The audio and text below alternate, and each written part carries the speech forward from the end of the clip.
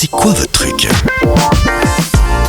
Vous connaissez tous cette expression, il n'y a pas le feu au lac. Eh ben, il y a le feu au lac du côté du château de Morges qui présente sa nouvelle exposition temporaire.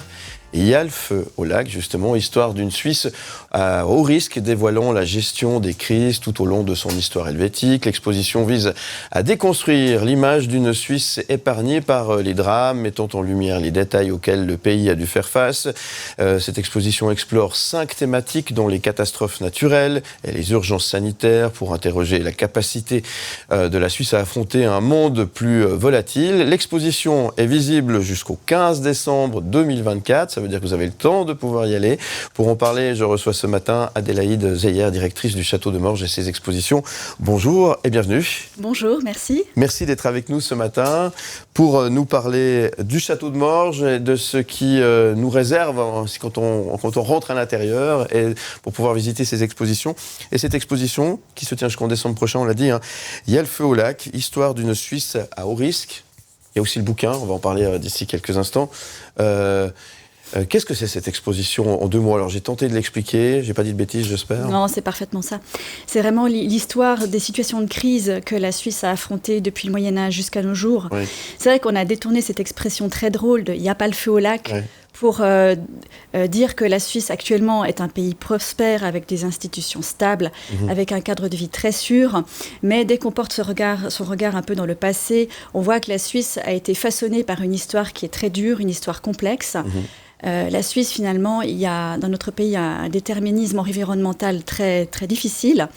C'est un pays avec un relief très montagneux. C'est un pays qui est au cœur de l'Europe, qui est dans un carrefour et qui est entouré par de grandes puissances. Et donc tout cet environnement difficile, finalement, a engendré un certain nombre de crises que la population a affrontées. Et ces situations, ces crises, finalement, expliquent beaucoup du présent de la Suisse actuelle.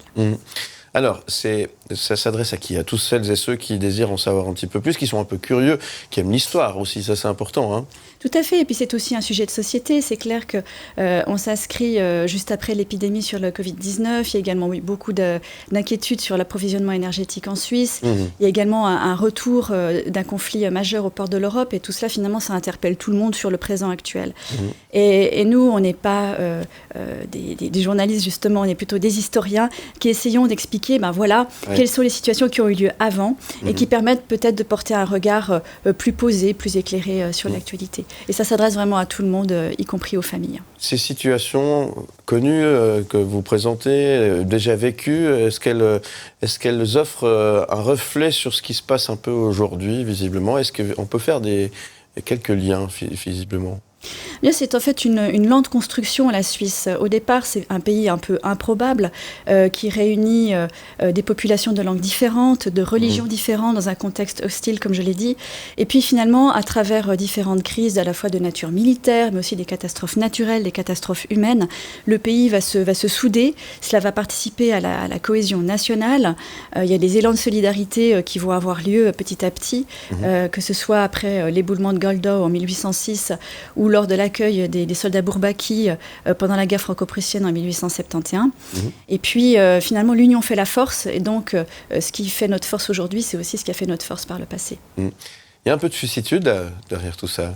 Mais c'est une tranche de suicitude, en effet. C'est de montrer que, comme dans d'autres pays en même temps, avec des aspects comparables, mais avec un aspect particulier à la Suisse, qui est en fait ce fédéralisme qui laisse la place en fait à des particularismes, et notamment à la subsidiarité qui permet de déléguer les responsabilités au niveau adapté, les cantons, les communes ou les simples particuliers.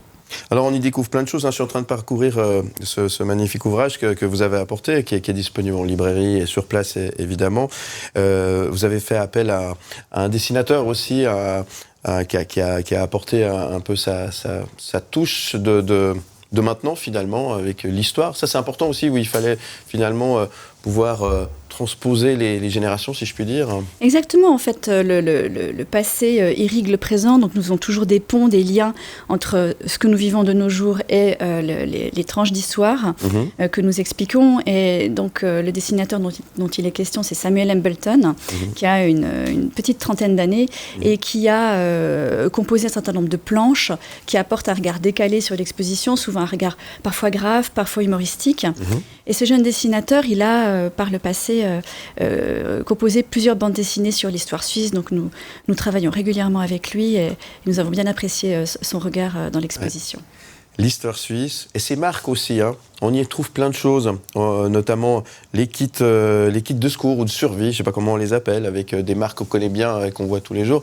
Ce sont des marques suisses, on peut penser comme ça à Gerber, Vomaltine, c'est des petites choses comme ça. Il y a des petits clins d'œil aussi à tout ça. Tout à fait. C'est des choses parfois connues ou moins connues. Par exemple, on parle aussi de la création d'une marine commerciale durant la Seconde Guerre mondiale.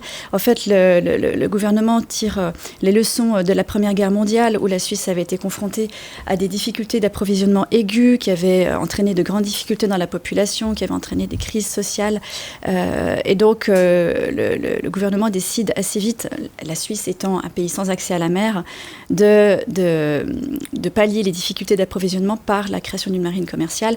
Et les bâtiments arboraient en fait sur leur coque les pavillons neutres, indiquant donc aux sous-marins de l'Axe comme les Alliés de ne pas attaquer ces bâtiments. La marine suisse, ça existe. Les marins d'eau douce, y a pas que les Suisses ne sont pas forcément que des marins d'eau douce, c'est ça que je voulais dire. Absolument pas. Et puis d'ailleurs, cette expression de « il n'y a pas le feu au lac », c'est à la base une expression des navigateurs sur le Léman. Effectivement. Cette exposition se tient, on l'a dit, jusqu'en décembre prochain. Vous avez déjà, elle a ouvert il y a quelques semaines déjà, vous avez déjà des retours. Quels sont les retours que vous avez du public là? Parce que c'est à la fois un saut en arrière, donc on voyage un peu dans le temps, et puis on a quand même un peu de... Ouais, on s'en prend un peu plein les yeux, quoi. Oui, mais de fait, ce sont des sujets graves qui peuvent être anxiogènes, que nous abordons de manière très positive en mettant justement en avant la solidarité, le rebond après la catastrophe, la résilience. Donc finalement, l'histoire, elle délivre plutôt des leçons d'espoir par rapport à ces situations. Et vraiment, c'est adressé à un public très large. Il y a également un carnet pour les familles, pour que les enfants puissent aborder l'exposition à leur niveau. Et également, tous les premiers dimanches du mois, le château de Morges est ouvert gratuitement à tous.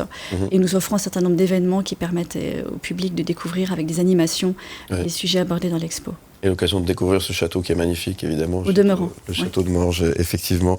Voilà, vous avez toutes les infos sur château-morges.ch. On peut peut-être juste rappeler les horaires d'ouverture. Alors de 10h à 17h, du mardi au dimanche, toute l'année. Très bien. Cette exposition, il y a le feu au lac à voir c'est au 14 décembre. Jusqu'au 15 décembre. 15 décembre, pardon, j'ai loupé un jour. 15 décembre 2024. On vous souhaite plein de succès. Merci beaucoup, Adélaïde Zeyer. Je rappelle que vous êtes directrice du Château de Morges et de ses expositions. Merci d'être venue ce matin. Et puis pour le livre, on peut le trouver, je le disais, en librairie. En librairie, à la boutique du musée.